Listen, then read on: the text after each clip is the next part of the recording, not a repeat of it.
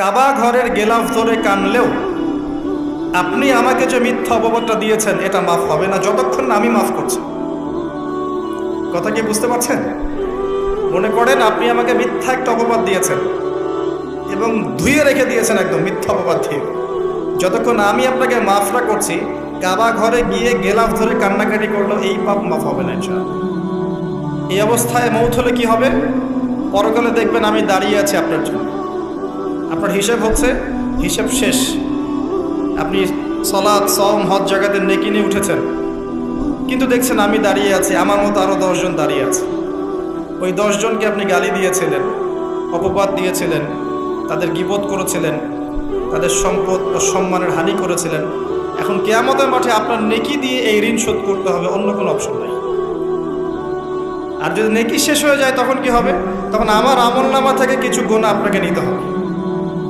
আল্লাহ পাক ন্যায় বিচারক। আল্লাহ পাক শুধু গফুর রহিম নন, আল্লাহ পাক শুধু পরম করুণাময় অসীম দয়ালুই নন, বরং তিনি হচ্ছেন ন্যায় বিচারক। ন্যায় বিচারক।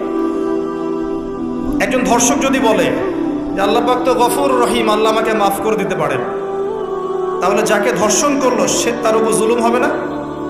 আল্লাহ পাক যদি ধর্ষককে মাফ করে দেন, তাহলে যাকে ধর্ষণ করা হয়েছে ওর প্রতি জুলুম হবে না? কথা বুঝতে পারছেন না?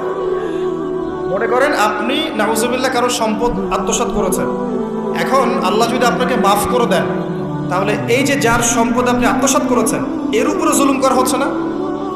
আল্লাহ পাক কি জুলুম করবেন? এক জাররা পরিমাণ করবেন।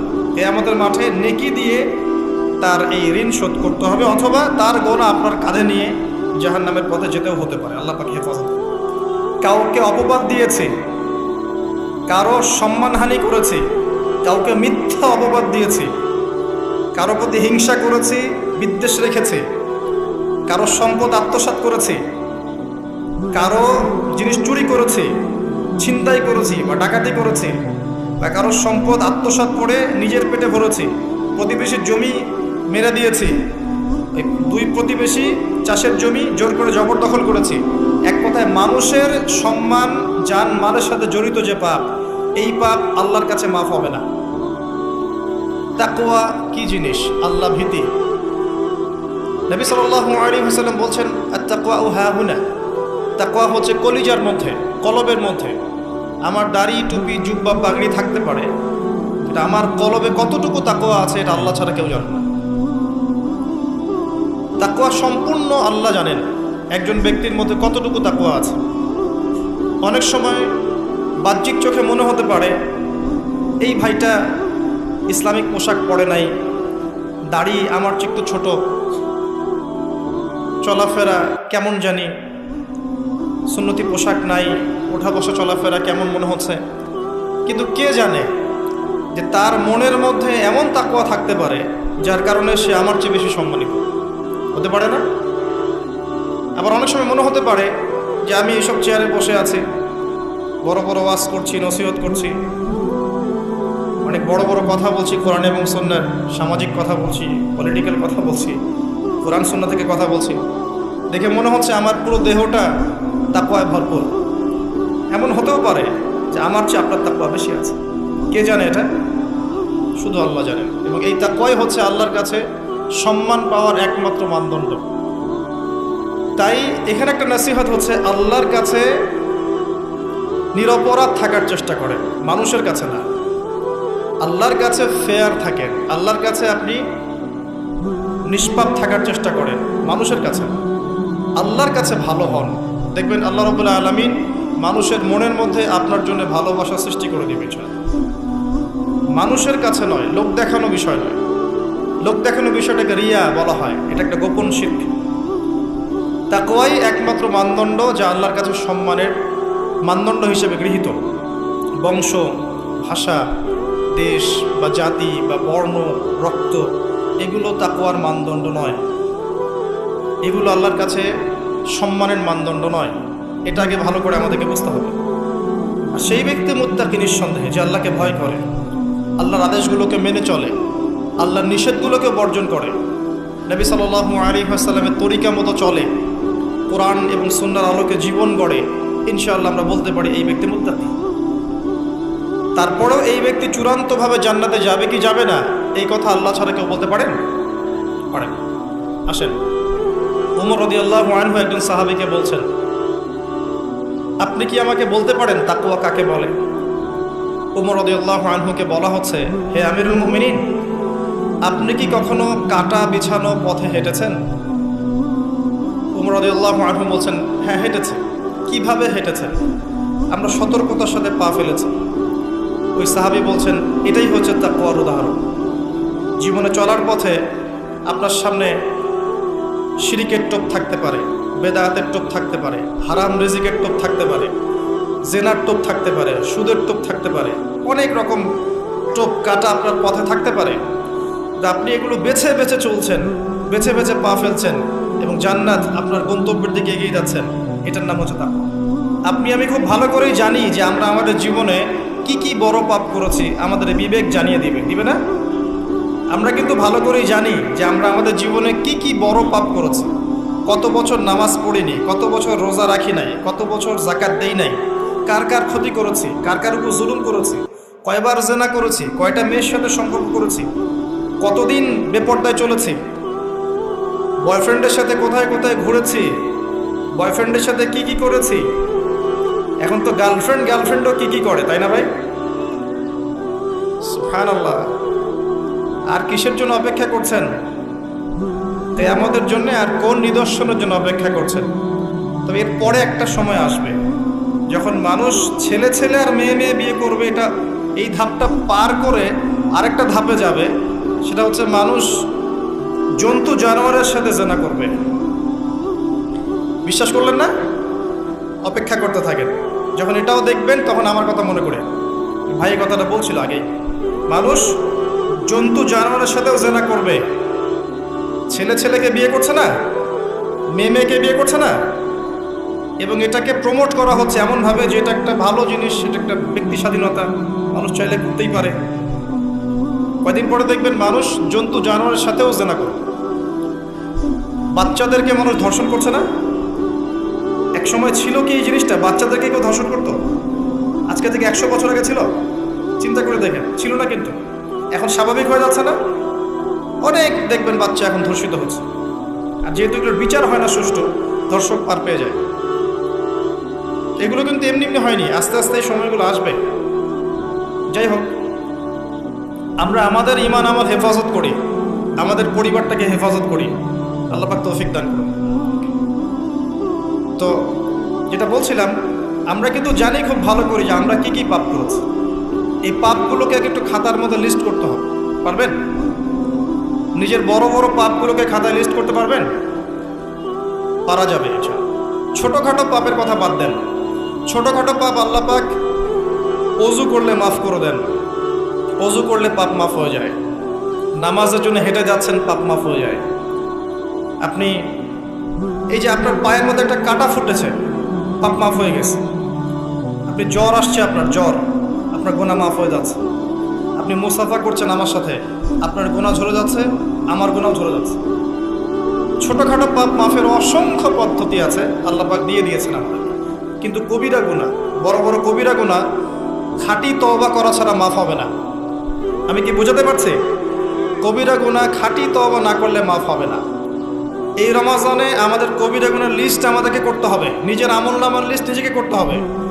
এবং রমাজানে রোজা রেখে সওমরত অবস্থায় আল্লাহকে বলতে হবে, আল্লাহ আমি অমুক পাপ করেছিলাম, আমাকে মাফ করে দাও। আল্লাহ আমি অমুক পাপ করেছি, আমাকে মাফ করে দাও। আল্লাহ আমি অমুক পাপ করেছি, আমাকে মাফ করে দাও। পারা যাবে ইনশাআল্লাহ? আল্লাহর জন্য এক মুহূর্তের ব্যাপার।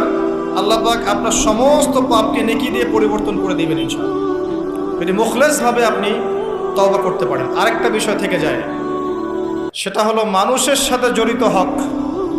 অনেক সময় দেখা যায় কাউকে গালি দিয়েছি, এই জন্যে সবসময় সতর্ক থাকবেন আপনার যারা যেন মানুষের হক নষ্ট না হয়। মানুষ আপনাকে গালি দেখ, থাপ্পড় মারুক, জমি আত্মসাৎ করে ফেলুক, হক নষ্ট করুক, কি করে করুক, আপনি তারটা করতে চান না। যারা করছে আপনি লাভবান। আপনি কেমন করে লাভবান? আপনি অসংখ্য নেকি পাচ্ছেন, আপনি জানছেনও না। যেই আপনার বিরুদ্ধে মনে করেন আপনি নিষ্পাপ, আপনি মাজলুম, আপনি কোনো অন্যায় করেন নাই, আপনার বিরুদ্ধে জুলুম করা হচ্ছে, অপবাদ দেওয়া হচ্ছে, আপনাকে আন্ডারএস্টিমেট করা হচ্ছে, ইত্যাদি ইত্যাদি, আপনি বসে বসে নেকি পাচ্ছেন। বসে বসে নেকি পাচ্ছেন, এবং পরকালে কিয়ামতের মাঠে উঠে দেখবেন অসংখ্য নেকি অটোমেটিক আপনার আমলনামে চলে আসবে।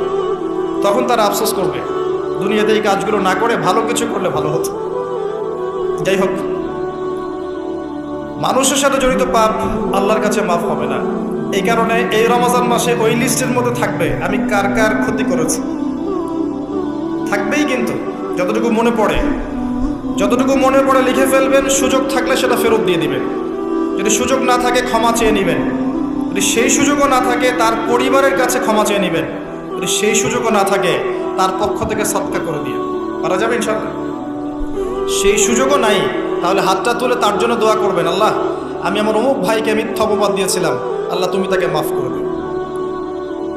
আশা করা যায় আপনার গুনাহ আল্লাহ মাফ করে দিবেন ইনশাআল্লাহ। আসুন, রমজানের প্রথম কাজ এইটা, গুনার লিস্ট করা। একটু ধৈর্য ধরে বসেন, আমি অনেক ক্লান্ত, অনেক লম্বা সফর করে আসছি, এই জন্য আস্তে আস্তে কথা বলছি আর কি। তবে ইনশাআল্লাহ আজকে আমরা রমজানটাকে কিভাবে কাটাবো এবং কোরআনময় করে কিভাবে কাটাবো কিছু উপকারী কথা আপনাকে বলবো ইনশাআল্লাহ। আল্লাহ পাক আমাদেরকে আমল করার তৌফিক দান করুন। প্রথম কাজ পাপের লিস্ট করা, তারপরের কাজ হচ্ছে তওবা করা।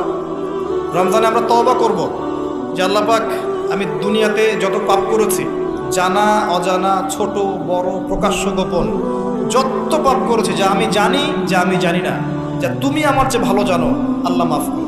পারা যাবে ইনশাআল্লাহ। খালি বলতে হবে আস্তাগফিরুল্লাহাল্লাযী লা ইলাহা ইল্লা হুয়াল হাইয়ুল কাইয়্যুম ওয়া আতুবু ইলাইহি, এটা পড়বেন। অথবা আল্লাহুম্মা আনতা রাব্বী লা ইলাহা ইল্লা আনতা খালাকতানি আনা আবদুক ওয়া আনা আলা আহদিক ওয়া ওয়া'দিকা মাস্তাতা'ত আউযু বিকা মিন শাররি মা সানা'ত আবুউ লাক বিনি'মাতিকা আলাইয়া ওয়া আবুউ বিযানবি ফাগফিরলি ফাইন্নাহু লা ইয়াগফিরু যুনুবা ইল্লা আনতা।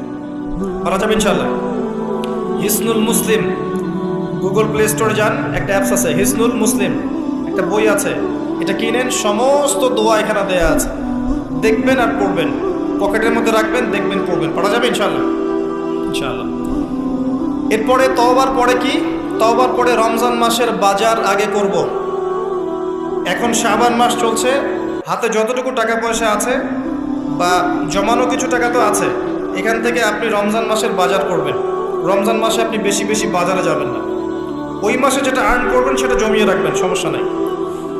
সম্ভব হলে ঈদের যে কাপড় চোপড় লাগে, আপনার স্ত্রীর জন্য এক সেট, আপনার বাচ্চার জন্য এক সেট, আপনার এক সেট, নতুন কাপড় পরার সুন্নত, এবং আমরা সবাই নতুন কাপড় পরার চেষ্টা করবেন স্যার।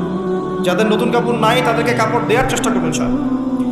এটাও কিনে রাখতে পারেন আগে ভাগেই। রমজান মাসে আপনি বাজারে সময় দিবেন না, দুনিয়ার কাজে বেশি ব্যস্ত হবেন, এটা একটা টার্গেট। এরপর আপনি রমজান মাসে একটা প্রজেক্ট হাতে নেবেন যে আমার মতো বহু মুসলিম সমাজে আছে যাদের পুরো মাস চলার মতো টাকা পয়সা নাই, আছে না? সামাজিকভাবে হোক, মাদ্রাসার উদ্যোগে হোক বা রাষ্ট্রীয়ভাবে হোক, যেভাবে হোক, এই গরিব মানুষদের লিস্ট করে বাসায় বাসায় অন্তত এক মাসের বাজার খরচ পৌঁছে দেওয়ার চেষ্টা করতে হবে। পারবেন না? এক মাসের বাজার কত টাকা লাগে? 2000 3000। নিত্য প্রয়োজনীয় কথা বলছি, সব তো দিতে পারবেন না। 2-3 হাজার, 4 হাজার, এর মধ্যে সে চাল পাবে, ডাল পাবে, ছোলা বুট পাবে, তেল পাবে। বাই দ্য ওয়ে, তেলের দাম যে এখন কত আমি তো জানি না, আমি অবশ্য বাজারে যাই না, আমি জানি না দাম কত। তবে একটা ফেসবুক স্ক্রল করতে গিয়ে একটা ভিডিও আসলো, দেখলাম যে দেখে খুব হাসি বের হলো আর কি, যে বাড়ির গিন্নি সে কড়াই ধরে আছে, আর বাড়ির কর্তা ওই তেলের বোতলটাকে তালা দিয়ে লক করে রেখেছে আর কি। তো গিন্নি এসে বলছে আজকে রান্না করবো, তেল দাও। সে উঠে লক খুলে যে কৌটাটা আছে, যে কৌটার মুখটাতে এক কর্ক তেল ঢেলে এই আপনার কড়াইতে দিল, যে এটা দিয়ে আজকে চালাও। তো আল্লাহ পাক আমাদের এক শ্রেণীর অসৎ ব্যবসায়ীদেরকে হেদায়েত করুক, যারা কৃত্রিম সংকট তৈরি করে জিনিসপত্রের দাম বাড়ায়। আল্লাহ পাক এদেরকে হেদায়েত করুক, কঠিন শাস্তির আওতায় আনা উচিত। যদি এটা ওমর রাদিয়াল্লাহু আনহুর শাসন হতো, দেখতেন শাস্তি কাকে বলে, প্রকাশ্যে শাস্তি দিত তারা। যদি এটা ওমর রাদিয়াল্লাহু আনহুর যুগ হতো, তাহলে দেখতেন শাস্তি কাকে বলে। ওমর ইবনুল খাত্তাব রাদিয়াল্লাহু আনহুর একজন ছেলে একটা অন্যায় করেছিল, সম্ভবত তিনি মদ পান করেছিলেন, সম্ভবত। কাজী দোররা দিচ্ছে 80 বেত্রাঘাত, দোররা আস্তে আস্তে দিয়েছে, আমিরুল মুমিনের ছেলে, জোরে মারা যাবে না। ওমর রাদিয়াল্লাহু আনহু নিজে উঠে গিয়ে সেই দোররা হাতে নিয়ে নিজে পিটানো শুরু করলেন। দোররা মারা শেষ হওয়ার আগেই ছেলে ডেড, স্পট ডেড। কথা কি বুঝতে পারছেন? এবার ছেলেকে দাফন করলেন। দাফন করে বাকি দোররা যে কটা বাকি ছিল, এই বাকি দোররাগুলো তার কবরের উপরে মারছে। মারার পরে আল্লাহকে বলছে, আল্লাহ আমাকে মাফ করে দিও, হয়তো আমি ন্যায় বিচার করতে পারলাম না। আমি কি বুঝাতে পারছি ভাই? এটা তার শাসন। এরকম শাসন আবার আসবে ইনশাআল্লাহ। মনে করবেন না যে আসবে না। যা দেখছেন সব কিছু থাকবে না, এগুলোর কিছুই থাকবে না। যেটা বলছি, বাজার করে ফেলেন এবং প্রজেক্ট নেবেন। যারা দরিদ্র দুস্থ, এদের পরিবারে আমরা পার পরিবার একটা করে প্যাকেজ পাঠিয়ে দিব, যেখানে নিত্য প্রয়োজনীয় দ্রব্য থাকবে। তারাও যেন রমজান মাসে খেয়ে পরে বাঁচতে পারে। পারা যাবে ইনশাআল্লাহ। চেষ্টা করেন, আল্লাহ পাক আপনার রিজিকে বরকত দিবে ইনশাআল্লাহ। একটা হাদিসে আছে, বান্দা যতক্ষণ অন্য ভাইয়ের সাহায্যে থাকে, আল্লাহ ততক্ষণ ওই বান্দার সাহায্যে থাকে। আর একজন মুসলিম ভাইয়ের প্রয়োজন পূরণ করতে যাওয়া, খালি হেঁটে হেঁটে যাওয়া, এটা মসজিদে নববীতে বসে 12 বছর ইতিকাফ করার চেয়ে বেশি নেকির কাজ। এগুলো আমরা হয়তো বুঝি না, মনে করি তার সাথে যাব, আমার তো সময় নষ্ট হচ্ছে। আপনি 12 বছর ইতিকাফের নেকি পাচ্ছেন, তাও যে কোনো মসজিদে না, নববী মসজিদ। রমজানে আর কি করবেন? কম খাবেন, সেহরি আর ইফতারে বেশি খাবেন না, এবং 2টা তরকারি দিয়ে যদি খাবার হয়ে যায়, 10টা তরকারি করার কোনো দরকার নেই। আপনিও দুনিয়ার কাছে বেশি ব্যস্ত হবেন না, বাড়ির মা বোনদেরকেও ব্যস্ত রাখবেন না, তাদেরকেও দিন শেখার সুযোগ দিবেন। রমজান মাসে তারা অল্প রান্না করবে, একবার রান্না করবে, 3 বেলা খেয়ে নেবেন গরম করে। তারা তালিম করবে, তারা কোরআন শেখার মজলিসে যাবে, তারা মহিলাদের মধ্যে দিন চর্চা করবে, তাদেরকেও দিনের সুযোগ করে দিতে হবে। পারা যাবে ইনশাআল্লাহ। এবং আপনিও তালিমে বসবেন, 5 ওয়াক্ত নামাজ মসজিদে আদায় করবেন, ইসলামিক দর্শগুলোতে বসবেন, ইমানকে তাজা করবেন, ইমানকে তাজা করবেন। কম খাবেন। আমি বরাবরই বলি যে এই খাওয়ার যে ব্যাপারগুলো আছে, এখানে আমরা যারা দাবি করি যে ইসলাম আমরা প্রচার করছি, জনগণের মাঝে ঢুকাই দিচ্ছি, তাদের অনেকের মাঝেই দেখবেন খাওয়ার সুন্নত নাই। কথা বুঝতে পারছেন না? বড় বড় কথা বলার পরে খাওয়ার টেবিলে খালি বসায় দেন, দেখবেন সব শেষ, 7 পেট খেয়ে শেষ করে ফেলছে। খাওয়ার সুন্নত ওই কোরআনে আছে, হাদিসে আছে, প্র্যাকটিক্যালি নেই। নবীজি কি বলেছেন? খেতে হলে, যদি খেতেই হয়, তাহলে 1 ভাগ পেটের 1 ভাগ, আরেক ভাগ পানি, আরেক ভাগ ফাঁকা। কি চাচ্ছেন সব লেখা আছে। এটাই ইসলাম, যেখানে প্রতিটা বিষয়ের সমাধান আছে, খুঁটিনাটি সব কিছু আছে। আমরা অমুসলিম ভাই বোনদেরকে অনুরোধ করব, জীবনটাকে নিয়ে ভাবুন এবং কোরআন সুন্নাহকে একবার নিরপেক্ষভাবে পড়াশোনা করেন। এরপর যদি আপনার মনে হয় মন থেকে, হ্যাঁ, কোরআন এবং সুন্নাহে সব কিছুর সমাধান আছে, নিঃসন্দেহে এটা এক আল্লাহর পক্ষ থেকে মনোনীত দিন, আর দেরি করবেন না, ইসলাম কবুল করে ফেলুন। আল্লাহ পাক তৌফিক দান। বলা যায় না তাদের দ্বারা আল্লাহ পাক আমাদের চেয়ে অনেক বেশি খেদমত নিতে পারেন। আল্লাহ পাক এটা বলেছেন, ওয়া ইন তাতাওয়াল্লাউ, হে মুসলিমরা, তোমরা যদি মুখ ফিরিয়ে নাও, আল্লাহর দায়িত্ব পালন না করো, আমানতের খেয়ানত করো, ইস্তাবদিল কওমান গায়রাকুম, আল্লাহ পাক অন্য কওমকে তোমাদের জায়গায় নিয়ে আসবেন, সুম্মা লা ইয়াকুনু আমসালাকুম, তারা তোমাদের মতো অপদার্থ হবে। আসুন, রমজান একটু কম খাওয়ার অভ্যাস করে, সেহরিতে কম, ইফতারেও কম। এমনভাবে খাবেন না যে মনে হচ্ছে এটা আপনার জীবনের শেষ খাওয়া, এইভাবে খাবেন। এবার সম রেখেছেন, সম রাখা অবস্থায় 5 ওয়াক্ত নামাজ জামাতে পড়তে হবে, প্রথম টার্গেট। করা যাবে ইনশাআল্লাহ? 5 ওয়াক্ত নামাজ জামাতে পড়বো। সরকার বাধা দিবে? প্রশাসন বাধা দিবে? আপনার পরাশক্তির আপনাকে বোম মারবে? কিচ্ছু হবে না। আপনি আপনার দিন পালন করবেন। লাকুম দীনুকুম ওয়ালিয়া দিন, তোমাদের দিন তোমাদের, আমার দিন আমার। আপনি 5 ওয়াক্ত সালাত মসজিদে পড়ার চেষ্টা করবেন ইনশাআল্লাহ তাআলা। আর নামাজ পড়বেন রাসূল সাল্লাল্লাহু আলাইহি ওয়াসাল্লামের তরিকা মোতাবেক, তাড়াহুড়া করে 3G 4G নামাজ, রিল্যাক্সে নামাজ। ঠিক আছে ইনশাআল্লাহ? আসেন, রোজা রেখে আর কি করবেন? বেশি থেকে বেশি আল্লাহর জিকির করবেন।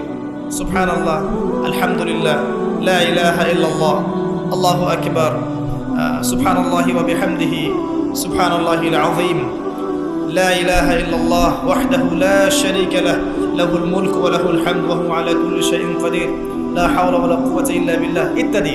যত জিকির আছে বেশি থেকে বেশি করবেন। মানুষের সাথে কথা কম বলবেন, অহেতুক চায়ের দোকানে আড্ডা পিটাবেন না, অহেতুক পাবজি নিয়ে পড়ে থাকবেন না, অহেতুক ফেসবুকে স্ক্রল করে সময় নষ্ট করবেন না, অহেতুক ইউটিউবে পড়ে থাকবেন না। আপনি জিকিরে সময় দিবেন, জায়নামাজে বসে থাকবেন, জিকিরে সময় দিবেন। আল্লাহ পাক তৌফিক দান করুন। এবং বেশি থেকে বেশি দোয়া করবেন আল্লাহর কাছে রমজান মাসে। দোয়া আপনার নিজের জন্যে, আপনার মা বাবার জন্যে, আপনার মৃত আত্মীয় স্বজনের জন্যে, আপনার ফিউচারের জন্যে, আপনার সন্তানদের জন্যে, আপনার দেশের জন্যে, আপনার জনগণের জন্যে, মুসলিম উম্মার জন্যে, সবার জন্য কি করবেন? দোয়া করবেন। দোয়ায় কার্পণ্য করবেন না। আপনি যখন অন্য কোনো মুসলিম ভাইয়ের জন্য দোয়া করছেন, তখন আপনার মাথার কাছে একজন ফেরেশতা থাকবেন, যিনি বলবেন যে তোমার জন্যও তাই হোক, তোমার জন্যও তাই হোক। দোয়া করলে লাভ আপনার, ক্ষতি নাই। আর দোয়া করার উপযুক্ত সময়গুলো খুঁজে খুঁজে বের করবেন। যেমন রোজা রাখা অবস্থায় দোয়া করলে দোয়া কবুল হয়। 2 একামতের মাঝখানে, মানে আজান এবং একামত এর মাঝখানে দোয়া করলে দোয়া কবুল হয়। নামাজের, ফরজ নামাজের পরে দোয়া করলে দোয়া কবুল হয়। সালাম ফিরানোর আগেও দোয়া করলে দোয়া কবুল হয়, দোয়া মাসুরার পরে। এরপরে সেজদারত অবস্থায় দোয়া করলে দোয়া বেশি কবুল হয়। শেষ রাতে দোয়া করলে দোয়া কবুল হয়। বৃষ্টি পড়ছে, এই সময় দোয়া করলে দোয়া কবুল হয়। একটু দান সাদাকা করেছেন, ভালো কাজ করেছেন, এখন হাত তুলে দোয়া করেন, দোয়া কবুল হয়। ওযু করেছেন, এখন হাত তুলে দোয়া করেন, দোয়া কবুল হয়। অনেক জায়গা আছে দোয়া কবুলের, খুঁজে খুঁজে বের করে দোয়া করুন। দোয়া চাইতে হবে কেন? নিজের দোয়া নিজেই করুন। দোয়া চাওয়া ভালো কাজ, এটা কোনো খারাপ কিছু না, কিন্তু নিজের দোয়া নিজে করতে শেখেন। আপনার যা প্রয়োজন আমি কি বুঝতে পারবো? আপনি যদি বলেন ভাই দোয়া করেন, বলতে পারি বারাকাল্লাহ ফিক, কিন্তু আপনার কি কি দরকার, আপনার মূল চাহিদা কি কি, আপনাকে নিজের ভাষায় আল্লাহর কাছে বলতে হবে। যদি আপনি কোনো মতে আরবিও না জানেন, আরবির কিছুই জানেন না, আমি বলবো আপনি প্রয়োজনে বাংলাতেই আল্লাহর কাছে দোয়া করেন। আল্লাহ পাক সব ভাষা বুঝবেন ইনশাআল্লাহ। আল্লাহ পাক কি সব ভাষা বুঝবেন না? ইনশাআল্লাহ। বেশি বেশি দোয়া করবেন। রমজান মাসে আরেকটা কাজ করবেন, যাকাত। আপনাদের যাকাত যেটা আছে নিসাব পরিমাণ যাকাত লিস্ট করে ফেলবেন, হিসেব করবেন, রমজান মাসে যাকাত দিয়ে দিবেন। যাকাত আটকে রাখবেন না। যদি যাকাত কেউ অস্বীকার করে, সে আর মুসলিম থাকে না, সে কাফের হয়ে যায়। এটা মনে রাখবেন। যাকাত অস্বীকার করার কোনো সুযোগ নেই। আর অলসতা করে যদি না দেন, এই যাকাত কিয়ামতের মাঠে আল্লাহ পাক এগুলোকে সোনার রূপা পরিণত করবেন, করে গলাবেন, গলিয়ে কপালে, গালে আর পিঠে লেপটে দিবেন, বলেন নাউযুবিল্লাহ। এবং এই যাকাত একটা সাপের আকৃতি নেবে, সাপ, বিষাক্ত সাপ, যেটা গলায় পেঁচানো থাকবে, মাথাটা থাকবে এই কপাল বরাবর। কবরের মধ্যে যখন শোয়ানো হবে, এই কপাল বরাবর এই সাপ ঠোকাতে থাকবে, বলবে আমি তোমার সম্পদ, আজকে 7 ভোগ। এটাকে আমরা চাচ্ছি না। যাকাত দিয়ে দেন। আর যাকাত ইসলামিক অর্থনীতির ভিত্তি। যাকাত দিলেই গরিবের কাছে আপনার সম্পদ যাবে, তখন সেও খেয়ে পরে বাঁচতে পারবে। এভাবে সাম্য বজায় থাকবে। আল্লাহ আমাদের বোঝার তৌফিক দান করুন। রমজান মাসে একটা কাজ করবেন, সেটা হলো পরিবারকে সময় দিবেন, পরিবারকে টাইম দিবেন। পরিবারের মধ্যে ইসলামিক সংস্কৃতি গড়ে তুলবেন। একসাথে সেহরি করবেন, একসাথে সাহরি করার পরে একসাথে ইফতার করবেন, একসাথে তালিম করবেন, ইসলামিক কোনো মুভিজ একসাথে দেখলেন, ইসলামিক কোনো লেকচার একসাথে শুনলেন। মানে ইসলামকে এনজয় করবেন পরিবারকে নিয়ে, সাথে করে নিয়ে। বাচ্চা কাচ্চারা দেখবে ছোটোবেলায় আমরা বাবাদের সাথে এটা করেছিলাম, ওইটা করেছিলাম। ইফতার বানাচ্ছেন বাসায়, বাচ্চাদেরকে ইনভলভ করবেন, বাচ্চাদেরকে রোজা রাখতে উৎসাহিত করবেন, ওদেরকে নবীদের গল্প শোনাবেন, ইসলামিক কালচারে বড় করবেন। দেখবেন পরিবারের মধ্যে শান্তি ও রহমত নেমে আসবে ইনশাআল্লাহ। পারা যাবে ইনশাআল্লাহ। রমজান মাসে আরও একটা কাজ করবেন, সাদাকাতুল ফিতর দিয়ে দিবেন। এটা সম্পর্কে আলেম ওলামারা আপনাদেরকে বলবে খুতবা ইনশাআল্লাহ। আমি আগেই বলে রাখলাম, সাদাকাতুল ফিতর দিয়ে দিবেন। রমজান মাসে আরেকটা ইম্পর্টেন্ট কাজ আছে, সেটা হলো যে আমাদের সমাজে অনেক এতিম থাকে, বিধবা থাকে, নিঃস্ব অসহায় মানুষ থাকে। এই মানুষগুলোর পাশে দাঁড়ানোর চেষ্টা করবেন। বেশি থেকে বেশি দান সাদাকা করবেন। যতটুকু সামর্থ্য আল্লাহ দিয়েছেন, আপনি বেশি থেকে বেশি দান সাদাকা করবেন। এভাবে ইনশাআল্লাহ আপনি রমজানটাকে উপলব্ধি করতে পারবেন, এনজয় করতে পারবেন। আপনার সালাতের মাধ্যমে, আপনার সিয়াম রাখার মাধ্যমে, দোয়া করার মাধ্যমে, জিকির করার মধ্য দিয়ে, পরিবারের সাথে এনজয় করার মধ্য দিয়ে দেখবেন আপনি আত্মশুদ্ধি অর্জন করতে পারছেন। একটা কাজ, রাতের বেলা তারাবির সালাত, রাতের বেলা তারাবি মসজিদে জামাতে পড়ার চেষ্টা করবেন। এবং সবচেয়ে সুললিত কণ্ঠে যিনি তেলাওয়াত করতে পারেন তাকে ইমাম বানাবেন। নামাজটা এনজয় করা যায় যেন। রুকু করলে সেজদা পাই না এমন নামাজ দরকার নাই। আমার কথায় মন খারাপ করছেন? রুকু করলে সেজদা পাই না এমন নামাজের দরকার নাই। ধীর স্থিরভাবে নামাজ পড়েন, মধ্যম পন্থায় নামাজ পড়েন, সুললিত কণ্ঠে তেলাওয়াত করেন। মক্কার তারাবি দেখেন, মদিনার তারাবি দেখেন, অনেক সুন্দর তারাবি। রাকাত সংখ্যা নিয়ে ঝগড়া করেন না। সামনে একটা ঝগড়া আসবে, 20 টাকার না 8 টাকার, তারপরে আবার ঝগড়া আসবে ঈদের তাকবীর কতটা, ঝগড়ার তো শেষ নাই। আস্তে আস্তে আস্তে আস্তে ইসলামের বিরোধী শক্তি যারা, তারা বিশ্বের নেতৃত্বে তার আসনে চলে গেছে, আর আমরা আপোষে এই মারামারি কাটাকাটি ঝগড়া নিয়ে পড়ে আছি। বিশ্বাস করছেন? এই হচ্ছে বাস্তবতা। কে কার গীবত করবে, কে কাকে অপবাদ দিবে, কে কার উন্নতি দেখে টেনে নামাবে, কে কাকে হিংসা করবে, কোন দলকে কাদা ছড়াছড়ি করবে, কোন আলেমকে, কোন বক্তাকে, এগুলো চলছে সমাজে। আর ইখতিলাফি মাসআলাগুলোকে নিয়ে আমরা এতটা সময় নষ্ট করেছি, এই সময়ে ইসরায়েল 70 বছর এগিয়ে গেছে। কথা বুঝতে পারেন না মনে হয়। সামনে দেখেন কি হয়, সামনে সে বিশ্বকে নেতৃত্ব দিবে, দেখে নিয়ে। ও মুসলিমদের নাকের ডগার উপর বসে সারা বিশ্বকে নেতৃত্ব দিবে। মুসলিমরা কিচ্ছু করতে পারবে না যতক্ষণ না ইমাম মাহদী আসছে, তার আগ পর্যন্ত। ইল্লা মাশাআল্লাহ, ইল্লা মাশাআল্লাহ। যদি আল্লাহ পাক কিছু বান্দাকে খাস করে নেন, সেটা আলাদা বিষয়। মানে এখনো এই পৃথিবীতে এমন কিছু বান্দা আছে যারা কশ্চিনকালেও জালেমের সামনে মাথা নত করবে না, যারা হকের উপর থাকবে, যারা ইসলামের বিরোধী শক্তিকে ছাড় দিবে না, এমন বান্দাও পৃথিবীতে আছে। তাদের কথা ভিন্ন। বেশিরভাগ মুসলিমই লাহুম কুলুবুন লা ইয়াফকাহুনা বিহা, এরকম পর্যায়ে পড়ছে। হৃদয় আছে, উপলব্ধি করে না, চোখ আছে দেখে না, কান আছে শোনে না। এগুলোর ইখতিলাফ বাদ দিয়ে আপনি স্থিরভাবে নামাজের রাকাত সংখ্যা না, আপনি কোয়ালিটি বাড়াবেন। নামাজটা কত সুন্দর হচ্ছে, এটা ফ্যাক্ট। এবং তারাবির নামাজটাকে এনজয় করেন। খতম হবে কোরআন, আমরা কোরআনকে এনজয় করবো ইনশাআল্লাহ। এরপরেও শেষ রাত্রে আপনি চেষ্টা করেন নিজে ওঠার জন্য, পরিবারের লোকজনকে ওঠানো, আসো 2 রাকাত নামাজ পড়ি, আসো 4 রাকাত নামাজ পড়ি। সেহরি করার 1 ঘন্টা আগে ওঠা যাবে না? সেহরি করার 1 ঘন্টা আগে উঠলেই কিন্তু আমি মিনিমাম 5-6 রাকাত, 8 রাকাত, 10 রাকাত নামাজ পড়তে পারবো। 2 রাকাত তো পারবো কমসে কম। 2 রাকাত পড়ে একটু তাসবিহ তাহলিল করে, একটু কোরআন তেলাওয়াত করে আল্লাহর কাছে হাত তুলে দোয়া করা যাবে না? ওই সময় আল্লাহ পাক প্রথম আসমানে নেমে আসেন, সুবহানাল্লাহ। এসে বলেন, কে আমাকে ডাকবে, আমি তার ডাকে সাড়া দিব। কে আছে আমার কাছে কিছু চাইবে, আমি তোমার চাওয়া পূরণ করব। কে আছো আমার কাছে ক্ষমা চাইবে, আমি তোমাকে ক্ষমা করে দেব। আল্লাহ পাক ফজর পর্যন্ত এটা বলতে থাকে। রমাদানের আর 2টা কাজ। এক হচ্ছে লাইলাতুল কদর তালাশ করবে। আর লাইলাতুল কদর তালাশ করতে হলে শেষ দশকটা ইতিকাফ করার চেষ্টা করুন। ইতিকাফ করতে পারলে আপনি লাইলাতুল কদর পেয়ে যাবেন ইনশাআল্লাহ। স্পেসিফিকলি বলা নাই 27 রমজানই লাইলাতুল কদর হবে, স্পেসিফিকলি বলার সুযোগ নাই, মিস হতে পারে। নবীজি বলেছেন শেষ দশকের বেজর রাত 21, 23, 25, 27, 29 যে কোনো একটা রাত লাইলাতুল কদর হবে। এক রাত ইবাদত করবেন, সারা হাজার মাস ইবাদত করার নেকি পেয়ে যাবেন ইনশাআল্লাহ তাআলা। এই রাতে দোয়া করলে দোয়া কবুল হয়ে যায়। আল্লাহ পাক আমাদেরকে লাইলাতুল কদর পাওয়ার তৌফিক দান করুন, ইতিকাফ করার তৌফিক দান করুন। আরেকটা কাজ যেখান থেকে আমি আসবো, কোরআনময় রমাদানে, রমজান মাসে সবচেয়ে বড় যে কাজটা, এটা দিয়ে শেষ করছি, শোনেন। এখানে একটু সময় নিব, আমি একটু ধৈর্য ধরেন। রমজান মাসের সবচেয়ে বড় কাজ, এবং রমজান মাস যে কারণে মহামান্বিত বা মহিমান্বিত, শব্দটা হয়তো আমি ভুল বলেছি, তো সেটা হচ্ছে আল কোরআনুল কারীম। রমজান মাস সেই মাস যেই মাসে কোরআন নাজিল করা হয়েছে। কি কারণে রমজান মাসে এত ফজিলতময়? প্রশ্নটা কি একটা যৌক্তিক প্রশ্ন না? শাবান মাসে কেন এত কিছু নয়? রজব মাসে নয় কেন? রমজান মাসেই কেন? উত্তর একটা উত্তর, যে শাহরু রমাদানাল্লাযী উনজিলা ফীহিল কোরআন। রমজান সেই মাস যেই মাসে আমি কোরআন নাজিল করেছি। কি জন্য নাজিল করেছেন আল্লাহ পাক? হুদাল লিন্নাস, এটা মানব জাতির জন্য হেদায়েত, ওয়া বাইয়িনাতিন মিনাল হুদা, এবং এটা সুস্পষ্ট একটা প্রমাণ, ওয়াল ফুরকান, এবং সত্য মিথ্যার মানদণ্ড, ইলা আখিরিল আয়াত।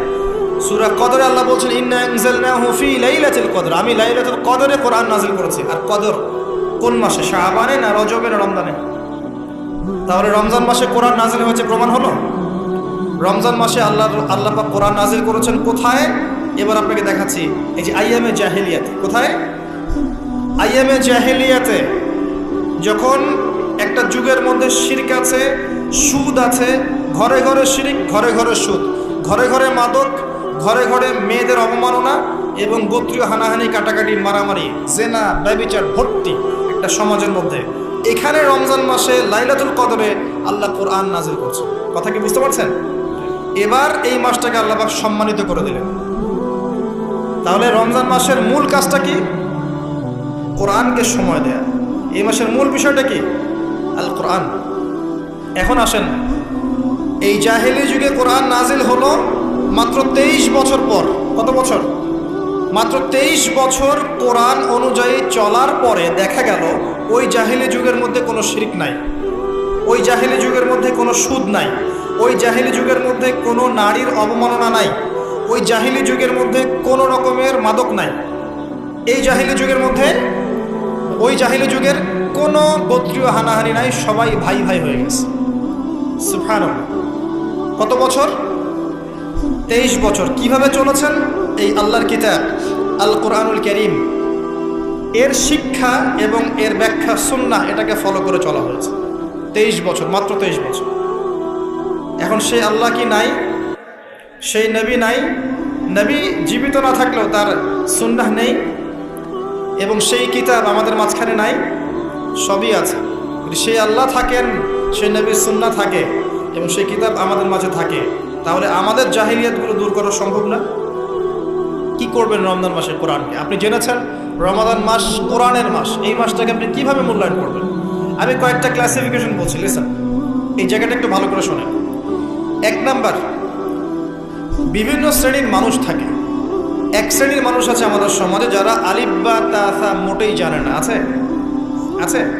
এমন অনেক মানুষ আছে, এদের সংখ্যা কিন্তু কম না, প্রচুর মানুষ যারা আলিফ বা তা উচ্চারণ করতে পারে, কোরআন বিশুদ্ধ করে একটা আলহামদুলিল্লাহি রাব্বিল আলামিন এটা পড়তে পারে না, বানান করে করে পড়তে পারে না। আছে না?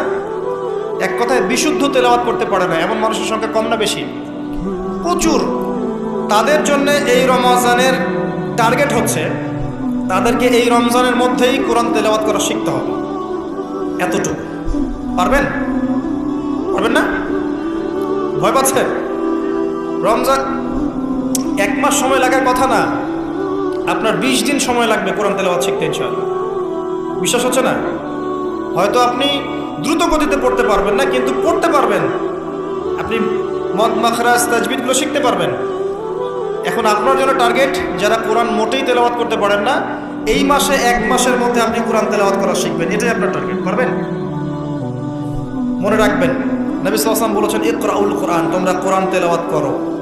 ফাইন্নাহু ইয়াতি ইয়াউমাল কিয়ামা শাফিআন লিআসহাবি, কোরআন কিয়ামতের দিন তার পাঠকারীর জন্য সুপারিশকারী হবে ইনশাআল্লাহ।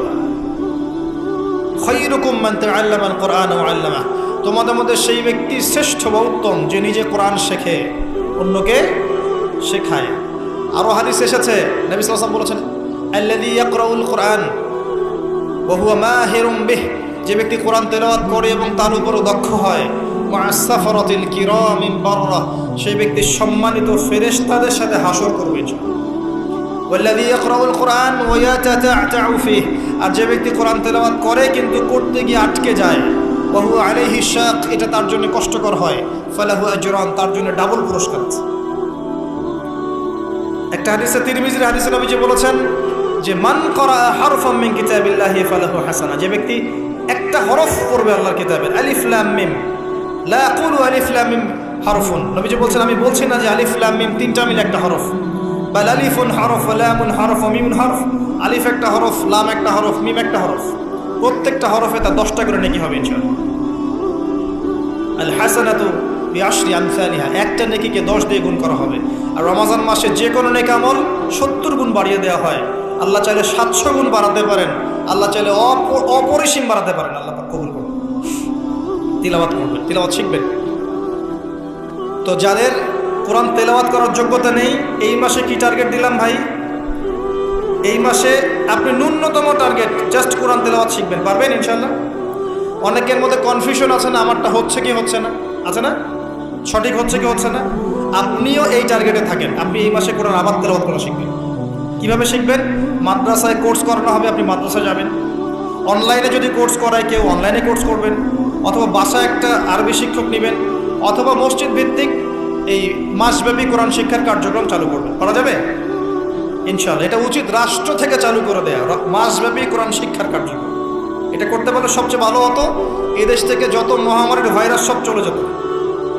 বিশ্বাস করেন না কোরআনের বরকতে সব বিপদ আপদ কেটে যেতে পারে? সূরা বনী ইসরাঈল আল্লাহ পাক বলেছেন যে ওয়াইদা ক্বরা'তাল কুরআন, হে নবী আপনি যখন কোরআন তেলাওয়াত করবেন বা করেন, জাআলনা বাইনাকা ওয়া বাইনাল্লাযীনা লা ইউমিনুনা বিল আখিরাহ হিজাবান মাসতুরা, যখন আপনি কোরআন তেলাওয়াত করেন তখন আপনার এবং ওই জগৎ, যেই জগৎটা আল্লাহ এবং পরকালে বিশ্বাস করে না, এদের মাঝখানে মানে ইমানদার এবং এর শত্রুদের মাঝখানে আমি আল্লাহ একটা অদৃশ্য পর্দা স্থাপন করে দিয়েছি। ওই দিক থেকে কোনো ক্ষতি আপনাকে স্পর্শ করতে পারবে না। যাই হোক, এটা আপনাদের টার্গেট। 2 নাম্বার, দ্বিতীয় শ্রেণীর মানুষ যারা কোরআন মাশাআল্লাহ তেলাওয়াত করতে জানেন এবং আপনার কনফিডেন্স আছে।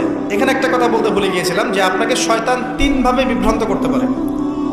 একটা হচ্ছে শয়তান কিন্তু আপনাকে বোঝাতে পারে যে আপনি অনেক জানেন, আপনার জানার দরকার নাই, শয়তান আপনাকে বোঝাতে পারে। 2 নাম্বার, বোঝাতে পারে যে আপনার দ্বারা হবে না, আপনি পারবেন না। আমার কথাটা মনে রাখেন। 3 নাম্বার, বোঝাতে পারে যে আমার অনেক সময় পড়ে আছে, পরে শিখে নেবে, এত তাড়াহুড়োর কি আছে। এই 3টা অস্ত্র শয়তানের বড় বড়। আরেকটা অস্ত্র আছে 4 নাম্বার, সেটা হলো শিখতে গিয়ে দেখবেন শয়তান ওয়াসওয়াসা দিবে, এক টিচার ভালো না, ওস্তাদ ভালো না। এটা একটা ওয়াসওয়াসা। উস্তাদের হাতে নিজেকে ছেড়ে দিতে হবে, তারপরে সে বুঝবে আপনাকে কোন পথে নিয়ে যেতে হবে। নবী মূসা আলাইহিস সালাম যখন এসেছিলেন খিদর আলাইহিস সালামের কাছে, হাল আত্তাবিউকা আন তুআল্লিমানি মিম্মা উল্লিমতা রুশদা, তিনি এসে বলেছেন, হে খিদর আমি কি আপনার সাথে থাকতে পারি এই শর্তে যে আল্লাহ আপনাকে যে জ্ঞান শিখিয়েছেন আমাকে শেখাবেন? তখন খিদর আলাইহিস সালাম বলছেন, ইন্নাকা লান তাসতাতিআ মা'ইয়া সাবরা, তুমি তো আমার সাথে ধৈর্য ধরতে পারবে না। ধৈর্য ধরে ওস্তাদের কাছে সুপর্দ করতে হয়, তারপরে জ্ঞান পাওয়া যাবে ইনশাআল্লাহ। এত অস্থির হলে হবে না। 2 নম্বর শ্রেণী যারা পড়তে পারেন তাদের জন্য নসিহত হচ্ছে, এই রমজান মাসে আপনার টার্গেট এই কিতাব আপনি একবার খতম করবেন, একবার অনলি। পারবেন? অনলি একবার। প্রত্যেক দিন আপনি 1 পারা করে পড়বেন, প্রত্যেক দিন 1 পারা, 30 দিন 30 পারা। সম্ভব? খুব কঠিন? করা যাবে না? ইনশাআল্লাহ আল্লাহ পাক তৌফিক দান করুন। আবারও বলছি, কোরআন তেলাওয়াত করলে আপনি প্রত্যেক হরফে 10 নেকি পাবেন। আপনি এই কোরআন আপনার পক্ষে সুপারিশ করবে, আপনি সম্মানিত ফেরেশতার সাথে হাসর করবেন। ইন্নাল্লাহা ইয়ারফাউ বিহাযাল কিতাবি আকওয়ামান ওয়া ইয়াদাউ বিহিল আখারিন, বহু সম্প্রদায়কে আল্লাহ পাক এই কোরআনের মাধ্যমে সম্মানিত করেন, অনেককে অপদস্থ করেন। হাফেজে কোরআনদেরকে বলা হবে, ইকরা ওয়ারতাক, তোমরা পড়ো, উঠতে থাকো। ফাইন্না মানজিলাতাক, তোমার আসন হবে, মঞ্জিল হবে, ইলা আখিরি আয়াতিন তাকরাউহা, তুমি যেখানে তেলাওয়াত করা থামবে সেখানে জান্নাতে ওই উচ্চ আসনে তোমাকে বসানো হবে। কেউ যদি 500টা আয়াত পড়ে 500 তলা বাড়ি দেওয়া হবে জান্নাতে।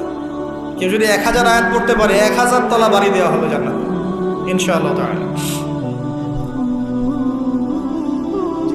শেষ করছি আমরা একটু। আর কিছু নেকি আছে, যেমন আপনি যদি সূরা বাকারা পড়েন আপনার ঘরের মধ্যে শয়তান আসবে না ইনশাআল্লাহ, আপনার জীবনে বরকত হবে। আপনি আয়াতুল কুরসি পড়েন প্রত্যেক ফরজ নামাজের পরে, আপনার মৃত্যু ছাড়া জান্নাতে যাওয়ার কোনো বাধা নাই। সূরা মুলক পড়েন রাতের বেলা, এটা আপনাকে কবরের আযাব থেকে বাঁচাবে। সূরা কাহফ পড়েন প্রথম 10 আয়াত শেষ 10 আয়াত, ফিতনা থেকে বাঁচাবে ইনশাআল্লাহ। সূরা ইয়াসিন পড়েন, আপনার হাজত পূর্ণ হয়ে যেতে পারে ইনশাআল্লাহ তাআলা। আপনি সূরা বাকারার শেষের আয়াতগুলো পড়েন 3টা আয়াত, সারা রাত নফল নামাজের নেকি পাবেন। অনেক ফজিলত, এটা বলে শেষ করতে পারবো না, আমি গুটিয়ে নিচ্ছি। যারা কোরআন তেলাওয়াত করতে পারেন তাদের জন্য কোরআনময় রমাদান হচ্ছে, আপনারা কোরআন 1 পারা করে পার ডে পড়বেন, একবার খতম দিবেন। করা যাবে? আল্লাহ পাক তৌফিক দান করুন। 3 নম্বর, তারা যারা হাফেজে কোরআন তাদের টাস্ক হচ্ছে এই কোরআন রমজান মাসে পুরোটা আবার হিফসের চর্চা করবেন। অনেক সময় ইয়াদদাশত কমে যায় না, অনেক আয়াত আমরা ভুলে যাই না। হাফেজদের প্রতি নসিহত হচ্ছে এই মাসে আপনি পুরো কোরআনটাকে আবার রিগেইন করবেন, রিভাইজ করবেন, চর্চা করবেন, আবার আগের জায়গায় ফিরিয়ে নিয়ে আসবেন। পারবেন ইনশাআল্লাহ? আল্লাহ তৌফিক দান করুন। এবং সম্ভব হলে তারাবির নামাজ পড়ান। যারা তারাবির নামাজ পড়ায় তারা সৌভাগ্যবান, তারা পুরো কোরআনটা হিফজ করার সুযোগটা পেয়ে যায়। আল্লাহ পাক তাদেরকে তৌফিক দান করুন। এখানে একটা কথা বলবো আমি 1 মিনিটে, যে ইমাম, খতিব, মুয়াজ্জিন যারা আছেন তাদের ভালো ভাতার ব্যবস্থা করবেন। তাদের পরিবারের ভরণ পোষণের জন্য ভালো অঙ্কের ভাতার ব্যবস্থা করবেন। সব কিছুর দাম বাড়বে, তাদের ভাতা বাড়বে না, এটা হতে পারে না। তাদের পক্ষে যদি কথা বলার কেউ না থাকে, আমি কথা বলছি। তাদের জন্যে আপনি ভালো অঙ্কের ভাতার ব্যবস্থা করবেন, তাদেরকে যেন পরিবার নিয়ে টেনশন করতে না হয়। নামাজ পড়াবেন, তারাবি পড়াবেন, খুতবা দিবেন, দিনের প্রচার করবেন, আপনি তার পরিবারের দায়িত্ব নিয়ে নেবেন। পারবেন? এটা করতে না পারলে তো আল কোরআন আলো ঘরে ঘরে জ্বলবে না। কোরআনওয়ালা মানুষের যদি সমস্যায় থাকে, তাহলে কোরআনের কথা কে বলবে? কে নামাজ পড়াবে আর কে আপনাকে তারাবি পড়াবে? তারা অনেক মাজলুম এবং অসহায়, তারা মুখ ফুটে অনেক কথা বলতে পারে না, তাদের পক্ষে কথা বলার মানুষ খুব কম। তাদেরকে ভালো অঙ্কের অনারিয়ামের ব্যবস্থা করবেন, এটা করা উচিত আমাদের সবাই। একটি ইমামের বেতন 5,000 10,000 টাকা, কিভাবে সংসার চলবে? সংসার চলতে পারে না। আল্লাহ পাক তাদেরকে প্রশস্ত রিজিকের ব্যবস্থা করুন, আমিন। আমাদের মানসিকতা পরিবর্তন করুন, আমিন। হাফেজ কোরআনদের জন্য এই টাস্ক, আপনারা পুরো কোরআন হিফজ করবেন, চর্চা করবেন এই রমজান মাসে। তারপরে আর 2-3টা বলে শেষ করছি। যারা কোরআন আমরা অর্থ জানি, টুকটাক অর্থ জানি, আমাদের কাজ হচ্ছে এই রমজান মাসে কোরআনের ব্যাকরণগুলোকে ঝালাই করা, আরবি ভাষাটাকে একটু ঝালাই করা, এবং বিশুদ্ধ তাফসীরকে নিয়ে পুরো কোরআন A to Z পুরো কোরআন 1 মাসের মধ্যে অর্থসহ পড়া। পারবো ইনশাল্লাহ? যারা আমরা অর্থসহ পড়তে আগ্রহী বা টুকটাক আরবি ব্যাকরণ ভাষা জানি, তাদের উপর দায়িত্ব হচ্ছে এই রমজান মাসে পুরো কোরআনটা অর্থসহ পড়ার চেষ্টা করা। আল্লাহ পাক আমাকে আপনাদের সবাইকে তৌফিক দান। এখানে আমি একটা সহজ কথা বলছি, শোনেন। আল কোরআনুল কারীমের মধ্যে 600টা পৃষ্ঠা আছে। কয়টা পৃষ্ঠা? এই কিতাবের মধ্যে 600 পৃষ্ঠা আছে। প্রত্যেক 20 পৃষ্ঠায় একটা করে পারা শেষ হয়, এবং প্রত্যেকটা পৃষ্ঠায় আপনি 15টা করে লাইন পাবেন। প্রত্যেকটা লাইনে আপনি গড়ে 9টা করে শব্দ পাবেন। 9টা শব্দ, কোন লাইনে 10টা থাকতে পারে, কোন লাইনে 8টা থাকতে পারে, গড়ে 10টা শব্দ, 9টা শব্দ থাকবে। এবং এক পৃষ্ঠায় 135 থেকে 140টা শব্দ থাকে। কথা কি বুঝতে পারছেন? এভাবে হিসাব করলে দেখা যায় যে এই 600 পৃষ্ঠার কিতাবের মধ্যে সব মিলিয়ে শব্দ আছে 77,800টা। কতটা? 77,800টা, অ্যাপ্রক্সিমেটলি 78,000 শব্দ। কিন্তু সুসংবাদ হচ্ছে এই সমস্ত শব্দগুলোই নতুন নতুন শব্দ নয়, বরং এই শব্দগুলো বের হয়েছে মাত্র 4,500 শব্দ থেকে। সুবহানাল্লাহ, চিন্তা করতে পারেন? মাত্র 4,500 শব্দ থেকে এই সমস্ত শব্দগুলো বের হয়েছে। এই শব্দগুলো আবার 3 ভাগে বিভক্ত। একগুলো হচ্ছে নাউন্স বা বিশেষ্য বা ইসম, একগুলো হচ্ছে ফেল বা ক্রিয়া, একগুলো আছে হরফ বা প্রিপোজিশন বা অব্যয়, এই টাইপের। এর মধ্যে মাত্র 200 থেকে 300টা মাজদার যদি আপনি জানেন, এবং একটা শব্দ থেকে অনেকগুলো শব্দ তৈরি করার এই ব্যাকরণের টেকনিকটা যদি শিখতে পারেন, আপনি ইনশাআল্লাহ তাআলা অল্প সময়ের মধ্যেই দেখবেন আল কোরআনের মিনিমাম অর্ধেক অর্থ আপনি বুঝতে পারছেন। এটা এত সহজ, আলহামদুলিল্লাহ। অনেকে বলবেন যেটা তাকে শুনি নাই, নতুন নতুন মেথড আসছে না, FM মেথড, এই মেথড, সেই মেথড আসছে না। আরবি ভাষা নিয়েও চর্চা হয়, মেথড বের হয়। আরবি ভাষা নিয়ে, কোরআন নিয়ে অনেক গবেষণা চলছে, এবং নতুন নতুন অনেক কোর্স এবং বই লঞ্চ হচ্ছে। এগুলো ঘাটাঘাটি করেন, আপনি দেখবেন যে কোরআনটাকে আল্লাহ পাক সহজ করেছেন। আল্লাহ পাক এটাই বলেছেন, ওয়ালাকাদ ইয়াসসারনাল কোরআন লিযিকরি ফাহাল মিন মুদ্দাকির। কোরআনকে আমি বোঝার জন্য সহজ করেছি, কেউ কি আছো উপদেশ গ্রহণকারী? আপনি এই ব্যাকরণগুলো শেখেন। আমি একটা ওয়েবসাইটের নাম বলে দিচ্ছি, www.understandquran.com। দেখেন, এখানে সব ভিডিওসগুলো দেওয়া আছে। সময় নেই, এখানে দেখেন। ইংরেজি ভাষায় দেওয়া আছে, উর্দু ভাষায় দেওয়া আছে। আপনি বুঝবেন, সহজ উর্দু, সহজ ইংরেজি, আপনি পারবেন ইনশাআল্লাহ তাআলা। একটু সময় দেন, 6টা মাস, 1টা বছর সময় দেন, আপনি ইনশাআল্লাহ আল কোরআনের মিনিমাম 60 থেকে 70% অর্থ করতে পারবেন ইনশাআল্লাহ তাআলা। বাকি যেগুলো পারবেন না, সেগুলো একটু কঠিন, সেগুলো আপনাকে আরও উচ্চ লেভেলের বই পড়তে হবে, আলেম ওলামার কাছে গিয়ে পড়ে থাকতে হবে, গ্রামার শিখতে হবে, ব্যাকরণগুলো শিখতে হবে। আস্তে আস্তে আস্তে আপনি পারবেন ইনশাআল্লাহ। শুধু সূরা ফাতিহাতে যে কয়টা শব্দ আছে, 19টা 20টার মতো শব্দ থাকতে পারে। এই শব্দগুলো কোরআনে ঘুরে ঘুরে এসেছে প্রায় 7,800 বার। কতবার? 7,800 বার। এই শব্দগুলো আলহামদু লিল্লাহি মালিক আর রহমান আর রহিম ইয়াকা ওয়া না'বুদু নাস্তাইন, এই শব্দগুলো ঘুরে ঘুরে কোরআনে এসেছে প্রায় 7,800 বার। আপনি সূরা ফাতিহার অর্থ জানেন, অর্থ হচ্ছে আপনি কোরআনের 7,800টা অর্থ জানেন। মজা করে শেখেন, এনজয় করে শেখেন, দেখবেন অনেক কোর্স আছে, এগুলো ঘাটেন, আলেম ওলামার কাছে যান, কম্বাইন্ড করেন, চর্চা করেন, আপনি পারবেন ইনশাআল্লাহ। পারবেন এটা হতে পারেন, আপনি পারবেন, আপনার দ্বারাই হবে ইনশাআল্লাহ তাআলা। আল্লাহ পাক কবুল করুন। তাই যারা আমরা টুকটাক আরবি ব্যাকরণ শিখতে পারি বা জানি বা চর্চা করি, তাদের উচিত রমজান মাসে এটাকে চর্চা করা এবং শুরু থেকে শেষ পর্যন্ত অর্থটা পড়া। যেটা আপনার কাছে বিশুদ্ধ তাফসির মনে হয়, হোক মারিফুল কোরআন বা ইবনে কাসির বা জালালাইন, যেটা আপনার কাছে ভালো লাগে সেটা নেন বা একাধিক তাফসির নেন। প্রতিদিন এক পারা করে আপনি অর্থ পড়ার চেষ্টা করেন। ইনশাআল্লাহ এক মাসে একবার কোরআনের অর্থ পড়া যাবে ইনশাআল্লাহ তাআলা। আল্লাহ পাক আমাদের সবাইকে আল কোরআনের অর্থ বোঝার তৌফিক দান করুন, আমিন। এরপরে আমরা কোরআনের আদেশ এবং নিষেধগুলোকে রমজান মাসে মানব। সমস্ত কোরআনের আদেশ মানার চেষ্টা করব। নামাজ হোক, রোজা হোক, হজ জাকাত হোক, আপনার সত্য কথা বলা, পিতামাতার খিদমত করা, প্রতিবেশীর হক, সমস্ত সৎ বিষয়গুলো আমরা করার চেষ্টা করব ইনশাআল্লাহ তাআলা। একই সাথে কোরআনে যত নিষেধ করা আছে, যত হারাম নিষেধ করা আছে, শিরিক করো না, বেদাত করো না, হারাম খেও না, চুরি করো না, সুদ খেও না, জেনা করো না ইত্যাদি, এগুলো ছেড়ে দেবো ইনশাআল্লাহ। আল্লাহ পাক তৌফিক দান করুন। এবং সর্বশেষ কথা, এই রমজান মাসকে কোরআনময় করতে হলে কোরআনের দাওয়াত আমাদের সবার ঘরে ঘরে পৌঁছাতে হবে। কোরআনের দাওয়াত কিভাবে ঘরে ঘরে পৌঁছাবেন সেটার ফিকির আপনারা করেন। মসজিদ ভিত্তিকভাবে, মাদ্রাসা